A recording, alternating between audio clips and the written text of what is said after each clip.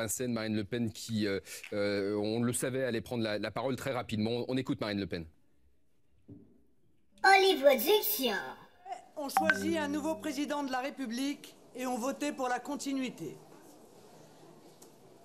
J'ai appelé M. Macron pour le féliciter de son élection et parce que j'ai à cœur l'intérêt supérieur du pays, je lui ai souhaité de réussir face aux immenses défis auxquels la France est confrontée.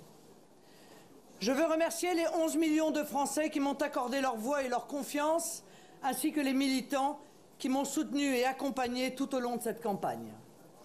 Je remercie également Nicolas Dupont-Aignan et son mouvement Debout la France, ainsi que les personnalités qui m'ont soutenu pour leur choix courageux et fondateur. Par ce résultat historique et massif, les Français ont désigné l'Alliance patriote et républicaine comme la première force d'opposition au projet du nouveau président. Les formations politiques qui ont pris la responsabilité de faire élire M. Macron se sont discréditées elles-mêmes et ont perdu toute légitimité à représenter une force d'alternance ou même d'opposition crédible. Le premier tour a entériné une décomposition majeure de la vie politique française par l'élimination des partis anciens.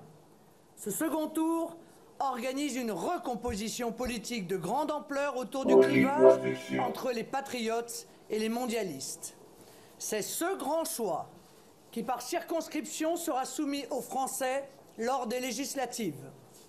Je serai à la tête de ce combat afin de rassembler plus largement encore tous ceux qui veulent choisir la France, défendre son indépendance, sa liberté, sa prospérité, sa sécurité, son identité et son modèle social, tant nous sommes inquiets des perspectives qu'offre ce nouveau quinquennat. Le Front National, qui s'est engagé dans une stratégie d'alliance, doit lui aussi profondément se renouveler afin d'être à la hauteur de cette opportunité historique et des attentes des Français exprimées lors de ce second tour. Je proposerai donc d'engager une transformation profonde de notre mouvement afin de constituer une nouvelle force politique que de nombreux Français appellent de leur vœu et qui est plus que jamais nécessaire au redressement du pays. J'appelle tous les patriotes à nous rejoindre afin de participer au combat politique décisif qui commence dès ce soir. Plus que jamais dans les mois qui viennent, la France aura besoin de vous. Vive la République, vive la France!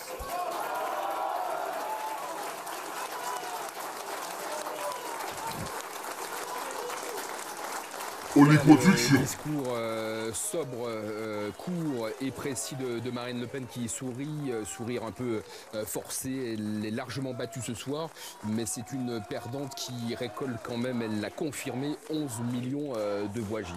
Oui, c'est un score énorme. 11 millions de personnes ont glissé un bulletin de vote Marine Le Pen dans l'urne, candidate d'extrême droite souverainiste. Discours très important. Rarement discours d'acceptation de défaite a été aussi important. Premier point, elle n'est pas en vacances, Marine Le Pen, puisqu'elle dit qu'elle prendra elle-même le combat pour les législatives et elle vient purement et simplement d'enterrer le Front National. Elle a enterré le parti qui a fait son succès et celui de son père. Elle a parlé de renouvellement, elle a parlé d'alliance. Elle veut transformer le Front National. Alors, on parle depuis un certain temps... Ça veut dire qu'il va changer de nom ? Eh bien, vraisemblablement, depuis un certain temps, on parlait de ce changement de nom. Vous savez que sur les affiches, la mention Front National avait disparu, le nom même de Le Pen avait disparu. La délepénisation du Front National aboutit ce soir, puisque Marine Le Pen vient de dire que ce vieux parti était désormais caduc. Voilà, un vieux parti désormais caduc qui a fait une alliance importante, historique même pour le FN dans cet entre-deux-tours avec Debout la France de Nicolas Dupont-Aignan qui a donc rejoint Marine Le Pen pour ce second tour. Je vous propose d'écouter la réaction de Nicolas Dupont-Aignan. D'abord, moi je félicite le nouveau président parce que les Français ont tranché. J'écoutais François Bayrou et Ségolène Royal et je me disais que certes le nouveau président est très jeune, mais la politique qu'il va mener est très vieille. C'est celle qui a échoué depuis 30 ans dans notre pays, c'est la continuité avec la quasi-totalité de la classe politique qui l'a soutenue, qui avait elle-même échoué. Voilà, et les félicitations qui commencent de tomber concernant la victoire d'Emmanuel Macron. Theresa May, la première ministre britannique, félicite chaleureusement Emmanuel Macron. Je vous propose d'écouter Monsieur Cambadélis pour le Parti socialiste. Explicitement à voter pour Emmanuel Macron, sans fausse pudeur et sans calcul. Je tiens ici à remercier les militants et les sympathisants socialistes qui ont distribué des tracts et fait campagne activement pour faire reculer la haine. Malgré la menace, beaucoup de nos concitoyens ont choisi l'abstention. Nombreux sont ceux qui ont choisi un bulletin blanc et nul.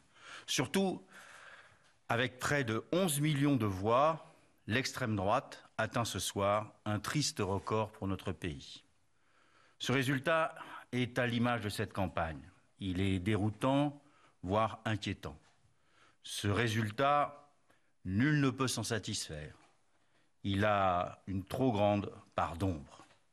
Même si le succès d'Emmanuel Macron est indéniable et nous saluons le nouveau président de la France, ce résultat est un appel urgent au rassemblement.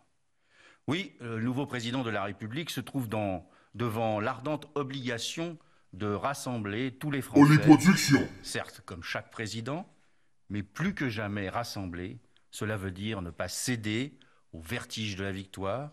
Rassembler, cela suppose reconnaître l'ardente nécessité de l'écoute. Rassembler, cela nécessite de construire dans un esprit de compromis des solutions concrètes, efficaces, sociales et justes pour tous nos concitoyens. Ce soir, la République est préservée du populisme xénophobe, mais dès demain, il va falloir travailler d'arrache-pied pour renforcer partout la République. N'oublions pas les grands défis de notre pays, la fracture sociale, les inégalités salariales, le chômage, la croissance, le terrorisme ou l'Europe. De fait, personne ne peut souhaiter l'échec de ce quinquennat qui s'ouvre. Il faut maintenant penser à la France, ne pas préjuger ou encore moins se réfugier derrière des positions partisanes. Et si nous souhaitons la réussite de ce quinquennat pour la France, pour les Français, nous sommes persuadés que seul l'esprit de dialogue, l'impérieuse obligation de préserver notre cohésion par la justice sociale et l'écologie solidaire permettront à notre pays de s'en sortir. La tâche qui attend le nouveau président de la République est à l'image de sa responsabilité immense. Les forces du commencement seront plus difficiles à mobiliser, car il y a dans le tréfonds du pays peu d'état de grâce. Face à la fragmentation contemporaine qui tiraille notre pays, c'est le rôle irréplaçable de la gauche de rassembler les Françaises et de redonner sa force et son unité à la France. C'était Jean-Christophe Cambadélis, le premier secrétaire du Parti socialiste, qui félicite donc Emmanuel Macron, mais qui parle aussi de l'avenir du PS et de la recomposition de la gauche. Emmanuel Macron qui a réagi à son élection. Quelques mots donnés à l'agence France Presse. Une nouvelle page qui s'ouvre, dit le nouveau président, celle de l'espoir et de la confiance retrouvée. Je vous propose d'écouter à présent celui qui va porter l'opposition, les Républicains pour ces législatives. C'est François Baroin qui confirme que les Républicains restent bien dans l'opposition. Je reconnais l'audace et vous me permettrez d'abord de lui adresser mes félicitations, des félicitations républicaines, et je lui souhaite naturellement bonne chance dans la réussite de la mission élevée qui est la sienne. Maintenant, il se retrouve à la tête d'une République fracturée comme jamais, où nous avons tous les uns et les autres notre part de responsabilité. Au premier tour, il y a eu 4 blocs, autour de 20%. Au deuxième tour, 55% des Français ne se sont pas sentis concernés directement par le débat qui a été proposé. 4 millions de blancs, ça veut dire que le débat qui va s'engager sera le débat de la levée de l'ambiguïté, pour la clarté. Car au fond, on ne sait pas quelle sera la politique. Voilà pour la première réaction des Républicains dans la voix de François Baroin, qui va donc mener la bataille des législatives. On va écouter à présent quelqu'un qui est content, très content. C'est le président du MoDem, François Bayrou, qui parle d'une victoire magnifique. Je vous propose d'écouter le soutien d'Emmanuel Macron. Je trouve ce résultat magnifique et incroyablement significatif.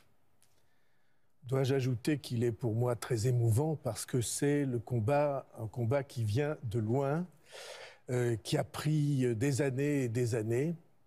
Et si je pouvais faire un tout petit rappel, ce soir, le score d'Emmanuel Macron me rappelle quelque chose, c'est les 2 Français sur 3 que Valéry Giscard d'Estaing voulait rassembler. Ce soir, ils le sont. Et ça dit quelque chose de formidable sur notre pays. C'est un message au monde parce que tout le monde voyait la France cafardeuse, désespérée, d'une certaine manière ayant renoncé à l'esprit qui était le sien. Et en choisissant le plus jeune président de la Ve République, le plus jeune président depuis que la République existe, vous l'avez rappelé, et le plus jeune chef d'État de tous les grands pays de la planète, la France envoie au monde et à ceux qui la forment, à ses citoyens, un message incroyable d'espoir. Alors, voilà, résultat magnifique, dit François Bayrou, qui a mené 3 campagnes présidentielles, Gilles, 3 campagnes, 3 défaites. C'est une victoire par procuration ce soir pour Bayrou. Exactement, Emmanuel Macron réussit à faire ce que François Bayrou rêvait de faire, qu'il n'a jamais vraiment réussi à faire. Il est passé pas très loin en 2007, il n'a pas réussi. Il s'est courageusement, si je puis dire, mis au service d'Emmanuel Macron. Et ce soir, son rêve, comme il l'a dit, de réunir 2 Français sur 3, de couper l'omelette, de couper les deux bouts de l'omelette, de prendre les meilleurs de chaque camp, eh bien, ce soir, son rêve se réalise. Mais c'était un appui très important, hyper Claude, important. pour le premier tour, notamment, l'appel de François Bayrou. C'est compliqué à voir ça. Il y avait un moment où la campagne d'Emmanuel Macron semblait flotter. Et il y avait un flou qui s'organisait un petit peu dans les médias, mais aussi autour de lui, autour de ce candidat. Et son alliance avec Bayrou lui avait redonné de l'allant. Après, ce qui est arrivé à François Fillon a joué également. Ce qui est intéressant, je trouve, dans ce que dit François Bayrou,